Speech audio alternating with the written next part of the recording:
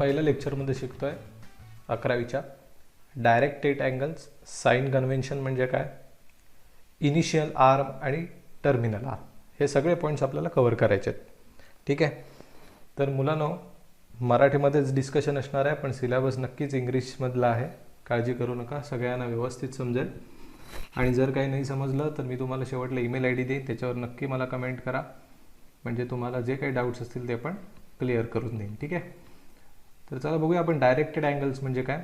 अँगलबद्दल थोडक्यात माहिती तुम्हाला झालेलीच असते 9वी 10वीमध्ये कसे प्लॉट करायचे, तर तीच फक्त एकदा रिव्हिजन असं समजा, नवीन काही नाही शिकायचं आहे. सो डायरेक्टेड अँगल, तुम्हाला एक डायग्राम दिसत असेल समोर, अँगल AOB असं आपण नाव देतो. आता दरवेळेला अँगल AOBच असं द्यायला पाहिजे असं काही नाही आहे, BOA दिलं तरी तोच अँगल होतो, पण एक पद्धत असते AOB, ती का आणि त्याला या OAला काय म्हणतात, OBला काय म्हणतात ते आपण हळूहळू पुढे शिकूया. सो डायरेक्टेड अँगल असं का म्हटलं आहे, तर या दोन जे रेज आहेत OA किंवा OB, त्यातल्या एका रेला आपण रेफरन्स रे असं म्हणतो. काय, तर रेफरन्स रे. आणि जो दुसरा रे आहे तो या OA भोवती असा गोल गोल फिरत राहतो, किंवा थोडासा जरी फिरला तरी एक अँगल तयार झाला इथे. म्हणजे आधी हा OB पण कुठे होता, OAच्याच जागी होता, आणि थोडासा तो फिरल्यानंतर आपल्याला इथे एक अँगल झालेला दिसला. जसं की घड्याळाचे काटे फिरतात नाही का, एक तास काटा असतो आणि एक मिनिट काटा असतो. तास काटा आपल्या जागेवरच असतो बऱ्याचदा, आणि मिनिट काटा हळूहळू पुढे सरकत असतो, आणि मग त्याप्रमाणे तास काटा पण हळूहळू सरकतो. तर त्या दोघांमध्ये एक अँगल तयार होतो, तसाच हा एक अँगल तयार झाला आहे. सो या दोघांमध्ये एक आर्म आहे, तो रेफरन्स आहे, त्याला आपण म्हणतो इनिशियल आर्म. इनिशियल आर्म थोडक्यात असं म्हणू शकता की ही इनिशियल पोझिशन आहे त्याची. सो OAला समजा आपण इनिशियल आर्म म्हटलं, म्हणजे हा रेफरन्स रे किंवा सुरुवातीचा रे, सुरुवातीची जागा, इनिशियल जागा, म्हणून त्याला आपण इनिशियल आर्म असं म्हटलं. आर्मचा दुसरा अर्थ काय होतो, बाजू किंवा हात असं आपण जे म्हणतो, बाहू असा पण अर्थ होऊ शकतो त्याचा. ठीक आहे. Okay. So initial arm OA तसाच आहे, आणि त्याच्या इथेच पहिल्यांदा OB पण होता, पण जसा तो फिरत फिरत फिरत या पोझिशनला गेला, त्यालाचं नाव आपण दिलंय OB. मग हा फिरतोय हा आर्म, म्हणून त्याला म्हटलं जातं टर्मिनल आर्म. ओके. सो आता तुम्हाला दोन आर्मची किंवा दोन रेची नावं कळाली असतील. सो जो अँगल रेफरन्स म्हणजे इनिशियल आर्म आणि टर्मिनल आर्म यांच्यामध्ये जो भाग तयार झाला, त्यालाच आपण काय म्हणतो, डायरेक्टेड अँगल्स. ओके. पुस्तकामधलं बाकी काही डेफिनेशन वगैरे पाठ करू नका, कोणी विचारणार नाही. हां, तुम्हाला एखाद्याला समजवायचं असेल तर तुम्हाला माहिती पाहिजे. सो वर्ड टू वर्ड पाठ करायची गरज नाही, बिकॉज 11वीला तुम्हाला कोणी परीक्षेला याची डेफिनेशन वगैरे विचारणार नाही, पण तुम्हाला माहिती असणं गरजेचं आहे. आता आपण पुढे आणखीन 2 डायग्राम बघू, त्याच्यात तुमचा कन्सेप्ट आणखीन क्लिअर होईल. हे बघा, इथे 2 अँगल्स दिसत आहेत, अँगल तेच आहेत, नावं फक्त लिहिताना AOB एकदा लिहिलं, एकदा BOA लिहिलं. मग OAला इथे इनिशियल आर्म म्हटलंय. इनिशियल आर्म म्हणजेच रेफरन्स आर्म, OA ही ओरिजिनल पोझिशन, आणि मग ती OA हा आर्म हळूहळू हळूहळू सरकत OBच्या इथे जाऊन टेकला, इथे जाऊन थांबला. मग हा जो फिरला आर्म, जो याच्या भोवती असा फिरत गेला इकडे, त्याला आपण म्हणतो टर्मिनल आर्म, आणि त्याला एक नाव दिलं OB. सो इनिशियल आर्म आणि टर्मिनल आर्म यांच्यामध्ये जो एक अँगल झाला त्याला आपण डायरेक्टेड अँगल म्हणतो. आणि जो रेफरन्स पॉईंट आहे तुमचा, इनिशियल पॉईंट आहे, तिथून नाव लिहायला सुरुवात केली AOB. दुसरी केस तीच आहे, फक्त त्याच्यामध्ये काय केलं, उलटं केलं. इनिशियल पोझिशन ही होती, म्हणून त्याला नाव दिलं इनिशियल आर्म, OB जो होता तो, आणि तिथून आपला हा अँगल हळूहळू सरकत, ही जी रे आहे तो असा इकडे ट्रॅव्हल होत आला हळूहळू, आणि इथे येऊन थांबला. मग ही त्याची फायनल पोझिशन, किंवा हा जो आर्म आहे तो गोल गोल फिरतो इकडे, म्हणून त्याला आपण टर्मिनल आर्म नाव दिलं. आणि नाव देण्याची पद्धत कशी ठेवली, इनिशियलपासून सुरुवात करायची, त्यामुळे BOA. ठीक आहे. आता पुढचं काय, तर पुढचं असं लक्षात घ्या की साइन कन्व्हेन्शन. साइन कन्व्हेन्शन म्हणजे काय, तर प्लस अँगल आणि मायनस अँगल कधी द्यायचं. सो साइन्स म्हणजे तुमच्या लक्षात आलं असेल, हे प्लस आणि मायनस लिहितो त्याला आपण चिन्ह म्हणतो. ठीक आहे. मराठीमध्ये चिन्ह म्हटलं जातं. तर आता प्लस अँगल कुठला आणि मायनस कुठला, तर समजा अँगल मोजताना तुम्हाला असं टर्मिनल आर्म आहे तो जर असा अँटी क्लॉकवाईज दिशेने फिरला, अँटी क्लॉकवाईज दिशेने म्हणजे घड्याळाचे जे काटे आहेत त्याच्या बरोबर उलटी दिशा, अशा पद्धतीने असा जर फिरला तर आपण म्हणायचं अँगल इज पॉझिटिव्ह. ठीक आहे.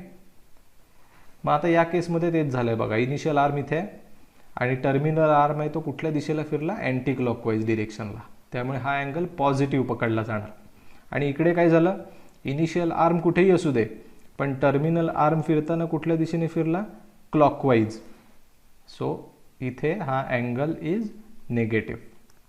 सो तुम्हाला काय लक्षात ठेवायचं इथून पुढे, अँगल पॉझिटिव्ह कधी, if terminal arm rotates in anti-clockwise direction. Okay. आणि पॉझिटिव्हचं हे झालं. निगेटिव्हचं same, if terminal arm rotates in clockwise direction. That's it. So एवढं लक्षात ठेवलात की तुमच्या लक्षात येईल की पॉझिटिव्ह अँगल कुठला घ्यायचा आणि निगेटिव्ह कुठला. सो जेव्हा जेव्हा आता असे मोजले जातील पॉझिटिव्ह पकडणार आणि या दिशेने उलटे मी मोजले जातील तेव्हा निगेटिव्ह पकडणार. ॲक्च्युली अँगल पॉझिटिव्ह आणि निगेटिव्ह असं काहीच नसतं, ती फक्त दिशेवर ठरतं. आलं लक्षात. दिसताना दोन्ही अँगल सेम टू सेम, त्याची मापं पण कदाचित सेम असतील, पण एक पॉझिटिव्ह आणि एक निगेटिव्ह असं का पकडलं जातं, तुमची मोजण्याची दिशा कुठली, अँटी क्लॉकवाईज आहे का क्लॉकवाईज आहे. क्लिअर. सो एवढे पॉईंट लक्षात ठेवा. आता आपण पुढच्या पॉईंट्सकडे वळूया. ओके. तर आता टाईप्स ऑफ अँगल्स हे आपल्याला शिकायचं. पुस्तकात भरपूर टाईप्स दिल्यात, काही टेन्शन घेऊ नका, त्याची कोणी डेफिनेशन कोणी विचारत नाही कधी, आणि हे टाईप पण आहेत ना एवढे सोपे आहेत. बघा नीट. पहिला आहे झिरो. झिरो अँगल म्हणजे ज्याची व्हॅल्यू झिरो आहे असा अँगल. सो थोडक्यात आपला जो मेन ॲक्सिस होता, रेफरन्स ॲक्सिस, ज्याला आपण म्हणायचो इनिशियल आर्म, आणि जो फिरत असा पुढे पुढे जातो तो आपला टर्मिनल आर्म, हे दोन्ही सुद्धा त्याच जागेवर आहेत. सो आपण असं म्हणू initial arm and terminal arm.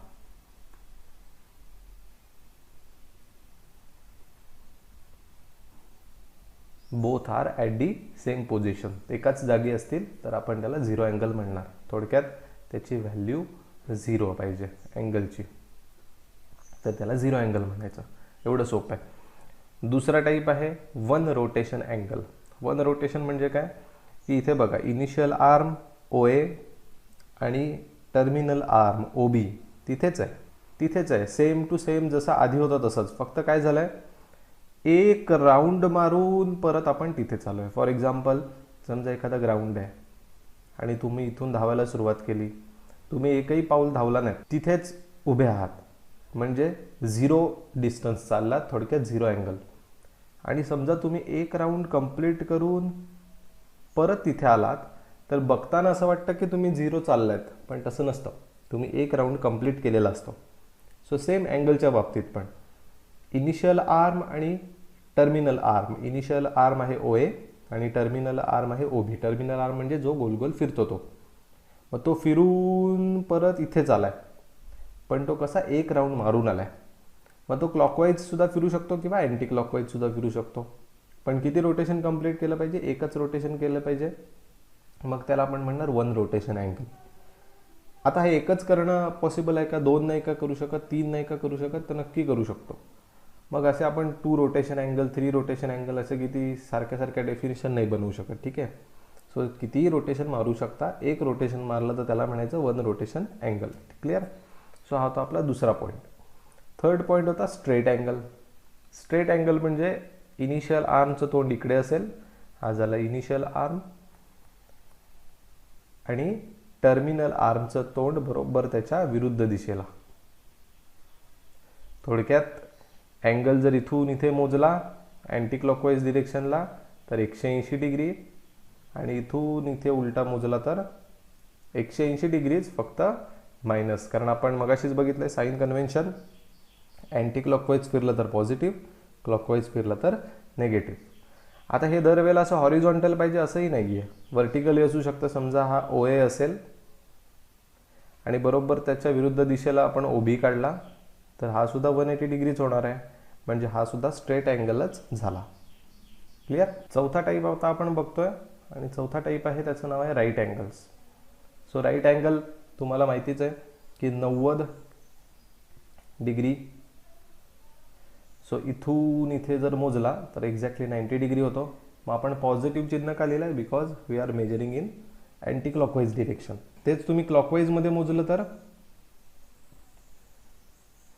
90 degrees फक्त मायनस. सो इथून इथे मोजलं तर +90, इथून इथे मोजलं तर -90. सो 90 अंशाचे जे कोन आहेत त्यांना आपण काय म्हणतो? Right angle. ठीक आहे. आता पुढचा आहे तो सगळ्यात महत्त्वाचा आणि सोपा आहे, काळजी करू नका, पण महत्त्वाचा आहे. Angles in standard position. Standard position म्हणजे 360 डिग्रीच्या आतमधले आणि ते इथून तरी मोजलेले आहेत पॉझिटिव्ह एक्स ॲक्सिस पासून.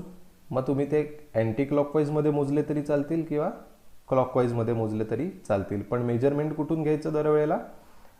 पॉझिटिव्ह एक्स ॲक्सिस पासून. What is positive x axis? Positive x axis म्हणजे काय? तर तुम्हाला माहिती आहे एक्स ॲक्सिस आपण असा काढतो, मध्ये ओरिजिन असतो 0 आणि त्याच्या राईट साईडला पॉझिटिव्ह नंबर्स असतात, लाईक 1 2 3 4 आणि असे पुढे वाढत जाणार. लेफ्ट साईडला गेला तर -1 -2 -3 -4 अशा पद्धतीने लेफ्ट साईडला वाढत जाणार. मग हे राईट साईडला वाढतात आणि लेफ्ट साईडला जे वाढतात त्यांचं चिन्ह बघितलात तर या साईडला कुठले नंबर्स आहेत? पॉझिटिव्ह.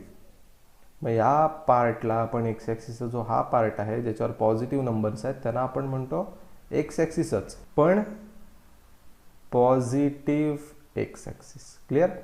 आणि हा जो पार्ट असेल त्याला काय म्हणणार? Negative x axis. सो जर अँगलचं मेजरमेंट तुम्ही दरवेळेला इथूनच मोजलं, फॉर एक्झाम्पल हा आता छोटा अँगल जो आहे इथे POP या रेने बनवलेला, तो अँगल आपण सपोज 30 डिग्री घेतला तर तो मी अँटी क्लॉकवाईज मोजला आहे, पण सुरुवात कुठून केली मोजायला? पॉझिटिव्ह एक्स ॲक्सिस पासून, म्हणजे या लाईनपासून. म्हणून त्याला म्हणतात स्टँडर्ड अँगल. तसंच आता इथे एक अँगल दिसतोय OQI रेने बनवलेला, तर खरं तर मी इथे पण मोजू शकतो इथून. ठीक आहे, म्हणजे हा समजूया आपण 60 डिग्री आहे, पण 60 डिग्री मोजलं तर त्याला अँगल म्हणणार, पण आपण त्याला स्टँडर्ड पोझिशन नाही म्हणणार किंवा स्टँडर्ड अँगल नाही म्हणणार. मग ते तुम्हाला जर म्हणायचं असेल तर मोजलं कुठून पाहिजे? इथपासून, पॉझिटिव्ह एक्स ॲक्सिसपासून असं मोजत जाणार. इथे 90 आणि हा जर 60 आहे तर उरलेला किती असणार? 30, कारण हे 90 असतो सेकंड क्वाड्रंट. सो हे 30 90मध्ये ॲड होणार आणि हे जे डिस्टन्स आहे ते किंवा हे जे माप आहे ते किती झालं? 120 डिग्री. सो मी इथूनच मोजला पाहिजे आणि तो जो मोजल्यानंतर मला अँगल मिळेल तो त्याला आपण काय म्हणणार? स्टँडर्ड अँगल किंवा स्टँडर्ड पोझिशन 120 डिग्री. मग तुम्ही अँटी क्लॉकवाईज मोजलं तरी चालेल किंवा क्लॉकवाईज मोजलं तरी चालेल, पण मोजताना या लाईनपासूनच सुरुवात करायची. ठीक आहे. अशा अँगल्सना काय म्हटलं जातं? Angles in standard position. आपला 6वा टाईप आहे क्वाड्रँटल अँगल्स. क्वाड्रँटल अँगल्स म्हणजे फक्त आणि फक्त ॲक्सिसमधले अँगल्स. म्हणजे हे 4 लाईन्स दिसत आहेत तुम्हाला, त्यातलं एक लाईन आहे एक्स ॲक्सिस, दुसरी आहे वाय ॲक्सिस, त्याच्यात 2-2 असे 4 तुकडे झालेत. हा बघा, इथे पॉझिटिव्ह नंबर्स असतात एक्स ॲक्सिसवरचे, म्हणून आपण त्याला म्हणणार पॉझिटिव्ह एक्स ॲक्सिस. इकडचा पार्ट असेल तो निगेटिव्ह, वरचा असेल तो पॉझिटिव्ह वाय ॲक्सिस आणि हा खालचा पार्ट असेल तो निगेटिव्ह वाय ॲक्सिस. सो यांच्यामधले जे तयार झालेले अँगल्स आहेत त्याला म्हणतात क्वाड्रँटल अँगल्स. फॉर एक्झाम्पल इथून इथे मोजला इथपर्यंत 90 डिग्री, पण नाही 90 म्हणायचं त्याला, मायनस म्हणायचं बिकॉज क्लॉकवाईज मोजला. दुसरा अँगल इथून असा मोजून इथपर्यंत गेला, म्हणजे हा 90 घेतलाच, हा 90 पहिला, त्याच्यात पुढे हा 90 ॲड झाला, त्याच्या पुढे आणखीन हा 90 ॲड झाला, म्हणजे 270 डिग्री, पण ते पण minus because measured in clockwise direction. तसं उलटं पण मोजू शकता अँटी क्लॉकवाईज. इथून इथे मोजलं +90, त्याच्या पुढे आणखीन गेलात तर हा 90 आणि इकडचा 90 म्हणजे 180. त्याच्या पुढे जर आणखीन गेलात तर 180 मध्ये आणखीन 90 ॲड होणार 270, आणि आणखीन जर पुढे गेलात तर आणखीन 90 म्हणजे 360. सो तुम्ही फिरत किती वेळ राहू शकता, कितीही तुकड्यांमध्ये फिरू शकता, एक तुकडा घेऊ शकता, 2 घेऊ शकता, 3 घेऊ शकता. दरवेळेला ॲडिशन कितीची होत जाणार आहे, 90-90ची. म्हणजे एका क्वाड्रंटमध्ये अँगल किती असतो, 90. त्यामुळे तुम्ही जेवढे क्वाड्रंट घ्याल तेवढे अँगलची व्हॅल्यू वाढत जाणार. सो अशा या 4 लाईन्समुळेच जे तयार झालेत त्यांना काय म्हणायचं, क्वाड्रांटल अँगल्स. आणि शेवटचा टाईप आहे 7वा टाईप, तो आहे को टर्मिनल अँगल्स. व्हॉट इज को टर्मिनल अँगल्स? तर नीट बघा, पहिला अँगल 30 डिग्री दिसतो इथे, 30 डिग्री. मग अँगल कोणामध्ये झालेला असतो, ओ ए आणि ओ बी. त्यातल्या ओ एला आपण काय म्हणणार, इनिशियल आर्म नेहमीप्रमाणे, आणि ओ बीला आपण म्हणणार टर्मिनल आर्म. ठीक आहे. तर यांच्यामध्ये अँगल झालाय 30 डिग्री. इथून असा मोजून इथपर्यंत आलो. दुसऱ्यांदा त्याच अँगलला नाव दिलंय ए ओ बी, पण व्हॅल्यू लिहिताना 390 लिहिलंय. असं का?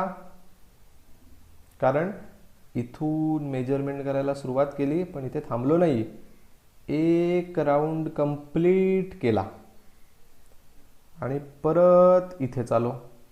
सो आधी व्हॅल्यू होती 30, त्याच्यात एक राऊंड कंप्लीट केला. एक राऊंड कंप्लीट केल्यावर आत्ताच आपण बघितलं किती अँगल ॲड होतो, 360. त्यामुळे टोटल कितीची झाली, 360 आणि 3 390 डिग्री. सो तुम्हाला अँगल दिसताना तिथेच दिसतोय, पण त्याची व्हॅल्यू वेगळी आहे. समजा मी इथे 390ला न थांबता परत एक राऊंड कंप्लीट करून इथेच पोहोचलो परत, मग काय होणार, 390 मध्ये आणखीन 360 ॲड होणार. आलं लक्षात? म्हणजे तुमचा टोटल अँगल झाला 750 डिग्री.